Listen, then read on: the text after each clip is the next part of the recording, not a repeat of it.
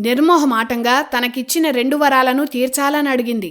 మందర చెప్పిన వాటికి మరింత జోడించి కైకేయి వరాలడిగింది. మొదటిది భరతుడికి పట్టాభిషేకం, రెండోది శ్రీరాముడికి 14 ఏళ్ల అరణ్యవాసం. అది కూడా తక్షణం ఇదే రోజు రాముడు అడవులకు వెళ్లాలని తీవ్రమైన ఆగ్రహంతో కైకేయి దశరథుణ్ణి 2 వరాలు కోరింది. అసలు 14 ఏళ్లే ఎందుకు? మహాభారత కాలంలో 12 ఏళ్లు వనవాస శిక్ష ఉండేది. 14 ఏళ్ల పాటు రాజ్యానికి దూరంగా అడవుల్లో ఉంటే రామాయణ కాలంలో ఆ పౌరుడు ఆ రాజ్య పౌరసత్వాన్ని కోల్పోతాడు. పౌరసత్వాన్ని కోల్పోతే ఇక చక్రవర్తి అయ్యే అర్హతను కూడా కోల్పోతాడు. కనుక శ్రీరాముడు 14 ఏళ్లు వనవాసం చేయాలని కైకేయి కోరింది. కైకేయి కోరిన విషాద వరాలు వినగానే దశరథుడు కళ్ళు తిరిగి పడిపోయాడు. తేరుకోగానే దశరథుడు తీవ్రమైన ఆగ్రహంతో కైకేయిని నానా మాటలన్నాడు.